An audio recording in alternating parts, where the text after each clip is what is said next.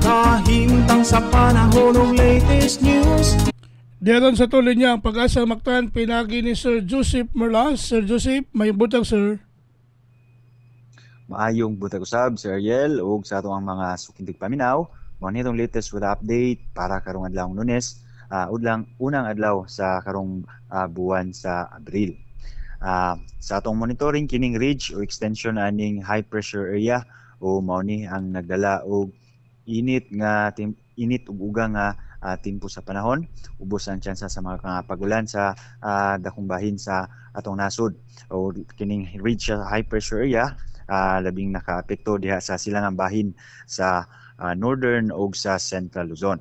Ug gawas aning ridge high pressure area, wala gyapon tay gibantayan o gipaabot nga LP bagyo nga posibleng makaapekto sa atoang nasod for at least karong semanahuna. Maong karong adlawng Lunes, ang tibuok Kabisayaan lakip na ang probinsya sa Sugbo. Padayon ta makasanati aning init o init nga timpo sa panahon ug ubos sa atong tsansa sa mga pagulan. Kung naaman, very isolated cases, dili ra magdugay o kini mga lumalabay. Karong mga orasa, wala tayong nakita na mga pagulan sa Central Visayas area. Kahimtang sa itong hangin o kadagatan, wala tayong gale warning, maong tibuok Kabisayaan. Padayong makasanati aning hinay nga sa kasarangan nga hangin, gikan sa silangan nga sa aminang silangan.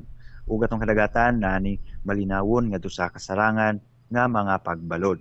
Sa Cebu atong dagat, muhunas ni sa alas 6:49 sa buntag na nagimabon nga 0.4 meters. Ug mataob sa alas 2:03 sa hapon nga nagilawmon nga 1.5 meters.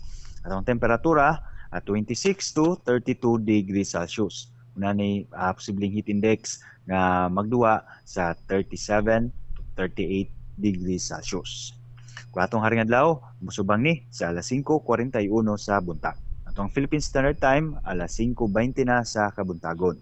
Ug montong latest, dinadiri sa botan sa Pag-asa Mactan, Visayas do Este, si Joseph Merlas, maayong buntag.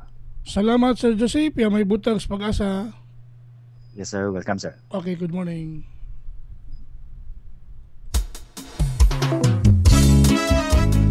Inyo gadabati si Sir Joseph Merlas ang atong widow specialist gikan sa Pag-asa Mactan. Uban kang nadagatod sa tong dagan sa kahimtang sa panahon ining adlawng Lunes, Abril 1, tuiga 2024. Mga kinahan Salamat sa Pag-asa Mactan ug mayong buntag kaninyong tanan. news. Kahimtang sa panahon ng latest news. Balik-balikan sa TV stations. Magpangupauban kang kubra in action. Panahon ta o paminaon sa'yo sa kabuntagon.